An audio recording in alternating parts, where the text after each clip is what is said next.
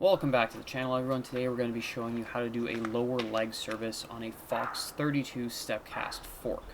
So this process is pretty similar for all Fox forks. I'm doing it on a 32 StepCast, so if you're looking for that specific fork, this is the video for you. But you can apply this to a 32, 34, 36, StepCast, non-StepCast. They're all very similar. The first thing you are going to want to do, though, is besides letting air out of your fork, is you're going to go ahead and look behind your fork for this 4-letter ID. Then you're going to go on your computer, you're going to go to ridefox.com, go to the Help Center, and then you'll be able to plug in that 4-letter ID to figure out exactly what fork you have. Once you figure that out, you can figure out what sort of parts you need, how much oil you need, what type of oil you need, so on and so forth. So you see here, I type in my code, and then it's going to give me all of this great info on my fork, right? So it's going to tell me, okay, my fork is a 2019 Performance Series 32 float. Tells me what kind of damper I have. It says it's a 100 millimeter fork. It says push unlock, 44 millimeters of rake, so on and so forth. It tells me everything I need to know. And then underneath it, all these links here will tell you things like the oil you need, what type of oil, so on and so forth.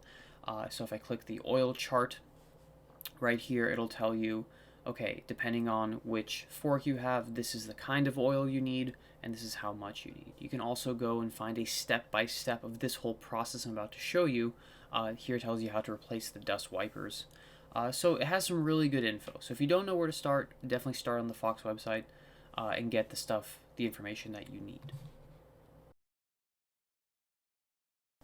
So to start the process, after letting the air out of our fork and obviously writing down how much air pressure you have in there, we're going to go ahead and remove the lockout. So you're going to undo this little screw here and pull out the cable, and then your lockout is disconnected. I then like to go ahead and take off the wheel and set it aside just to give myself a little more room to work with without the wheel in my way.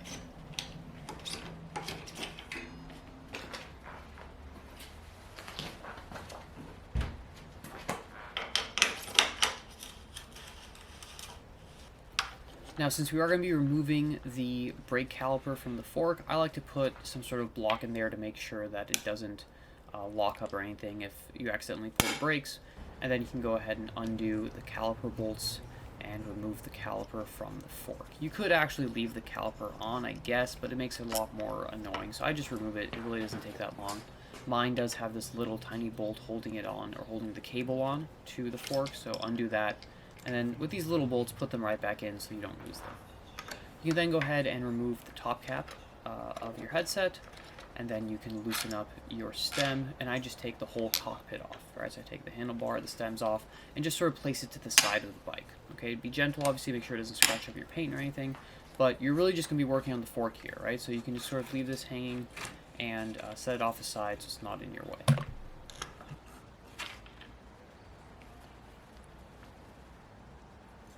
Next up, we're going to go ahead and remove the fork from the frame. As you see here, my spacers are going flying because I just put them on top of the stand. Now, this is a job where having a good stand is really, really helpful. They do make little attachments for vices where you can put your fork into. Those are also really good. But having a stand is not necessarily a must. You can do it without it, but it makes it so much easier. So go ahead and put it in the stand, and then you're going to tilt it up like this to make sure that the oil does not run out when you open it up. Then we're going to go ahead and remove the rebound adjustment knob. For the StepCast, you have to go all the way in there. I believe it's a 2.5 millimeter to get this thing off. But obviously first check what your adjuster is set at. I know mine is 11 clicks, so I didn't bother to check it here, but you're going to want to check. So close it all the way, then open it and see where you're at.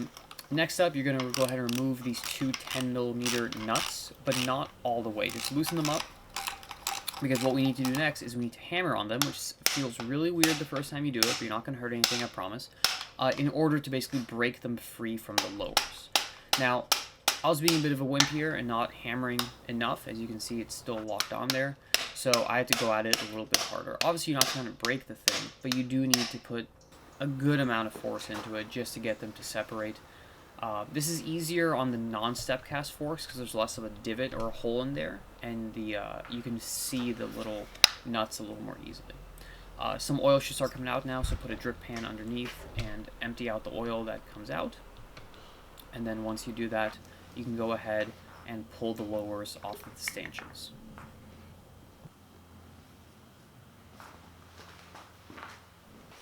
Now we can turn our attention to replacing the foam seals and the dust wipers, as they are called. So these two little foam rings or foam seals, you go ahead and take them out with a pick.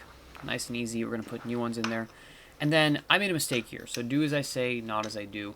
You can use the open end of a wrench here to take these out. Some people use like a big tire lever, but as you'll notice here, I kind of scratched up the side of my lowers. I dinged it up. It works fine still, but you're really going to want to do like I did here and put a towel if you're going to use this method. I didn't damage anything like this, so again, learn from my mistakes. I should have put the towel on the first time. Now, the name of the game here is going to be cleanliness. Use some alcohol, wipe everything down. I did way more cleaning than what I'm showing on camera, obviously, but everything needs to be as clean as possible when you're doing this job. Otherwise, you're going to find yourself doing it again very soon. So, spray down the inside of the lowers, spray down where the dust wipers go, spray everything down, wipe everything down, make sure it is spotless before you move on to the next thing. Next thing is we're going to need to install our new foam rings and dust wipers, and Fox does sell this handy kit. Again, when you look up which fork you have, it'll tell you which kit you need. These are about $25. The MSRP on this is $35, but I got it for $25. Now, quick shout out, but negative shout out to Park Tool. These scissors are terrible, Park Tool. They are about as sharp as a bag of mice, wet mice. So don't buy these scissors. Get some real ones. But anyways, so I'm going to open up the bag, take everything out except for the foam rings, because I'm then going to be soaking them in the fork oil that I need. For me, it's the 20 weight gold. Put them in the same bag, roll them around, let them soak for a few minutes while you do the rest of the preparation for the next step. I just fold them over, set them aside, and there you go. Now we can go ahead and take this one special tool, which again is not needed but is very nice. This one is not the Fox branded one. The Fox one's about $35. I got this one for about 15 or 16, but it does the same thing. Basically, it allows you to press the dust wipers in perfectly flat, and it really is worth it. So you're going to put a little bit of the Fox fluid along where the wiper goes, where it seats in. Put the tool in, and then with your mallet, just hammer it down until you hear the sound change, and you're good to go, and it comes just right out, and it's perfectly evenly sealed. This tool is worth it if you're going to do this job, honestly, even once. If you go have a shop do this whole lower service, they'll probably charge you $70 plus, I'd imagine, at least 50. So you'll make your money back real easy. Next up, you're going to go ahead and put those foam rings back into the lowers. This Fox fluid is really rather sticky. It's almost like it's not as thick as honey, but it does kind of feel like it. So just be prepared for that. Go ahead and put your foam seals in there. And then you're going to want to clean off the dust wipers, both the outside, so that dust doesn't get on, attached to the oil there when you start riding, but also the inside here.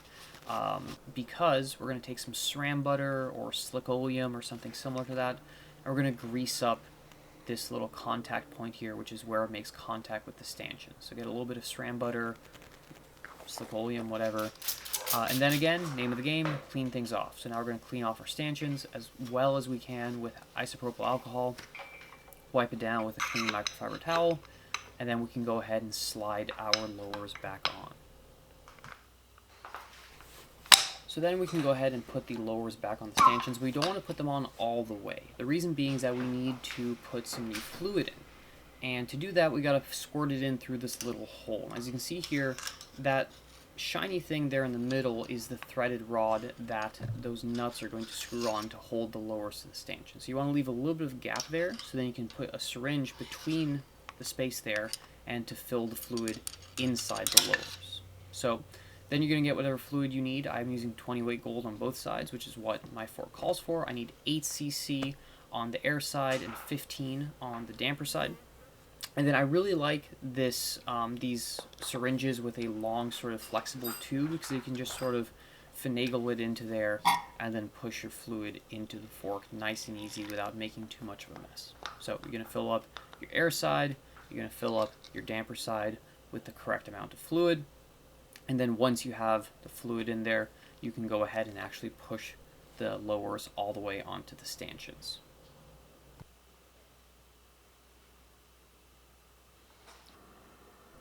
The Fox kit does come with new crush washers for these nuts, so go ahead and replace the crush washers. put the nuts onto those threaded rods, and then you're going to tighten them down. Now there is a torque spec, as you'll see here. I forgot what the torque spec was, so I had to go to the Fox website. But what you're looking for is 50 inch-pounds, which is very, very, very light, so you don't want to over-tighten these. If you have a torque wrench, definitely use that. So 50 inch-pounds, not foot-pounds, on these two little nuts. And now your lowers are reconnected to your stanchions. And again, cleanliness is the name of the game, so spray some more alcohol in there and make sure this thing is nice and clean. Don't forget to reinstall your rebound adjuster. Again, with the StepCast design, it is a little bit of a recessed mounting location. Makes it a little bit tougher, but not that bad. And then go ahead and set it back to what you had it before. Again, make sure to count the clicks before you take it off. I use 11 clicks. Everyone uses their own thing. Continue on with your cleaning. Again, you really cannot clean this too much. This will prevent dust from entering your dust wipers more easily if you can keep it off there. If it's oily, it's going to attract dust, right? So the cleaner it is, the better. Now we're done with the service. We're going to go ahead and reinstall the fork. It's a good idea to wipe down your headset bearings. You can see here mine was really rather disgusting. This is a new to me bike. It's used, so I wasn't sure when it had last been cleaned. So I went ahead and I cleaned the two bearings with just a microfiber towel. And then I re-lubricated them, re-greased them with some bearing grease before reinserting them into the frame, and also greasing up the cups where they sit.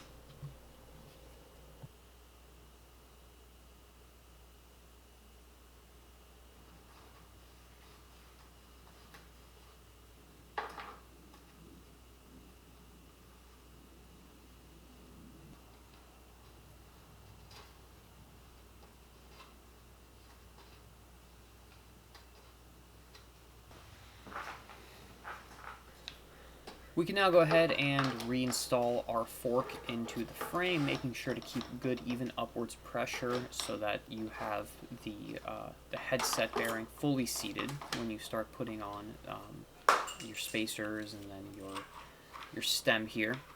It's a good idea to do this, once you get it all on, then to loosen it back up, loosen up the stem and the headset, and then do it on the ground so that everything is fully seated the way it needs to be. So put your spacers on, put your top cap on, and then you're going to just go ahead and torque everything back down to the specifications of your handlebars and stem. Now we're just going to go ahead and start reinstalling stuff. So we're going to put our wheel back on, which will then allow us to go ahead and reinstall our brake caliper. We're going to may have to do some small adjustments here just to make sure it doesn't rub, so make your adjustments and then tighten everything down nice and tight to the correct torque specs, obviously. After we get our caliper nice and adjusted, we can go ahead and reattach the hose for the caliper, which attaches to the lowers of the fork here. Once that's done, we can reattach our remote lockout if we have it. So I put a new cable in here, which I figured it was a good time to do so since I had it all apart anyways.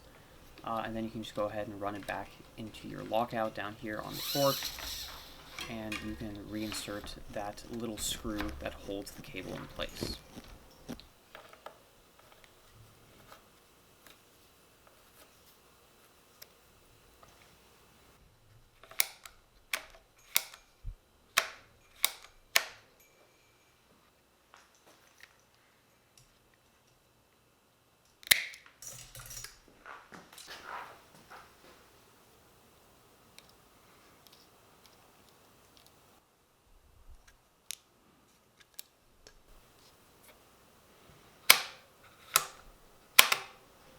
And now we're just about done. So the next thing you're going to do, and this is important, you're going to want to equalize the fork pressure. So to do that, you're going to go ahead and just put maybe 5 psi pressure into your forks and then cycle them through a few times.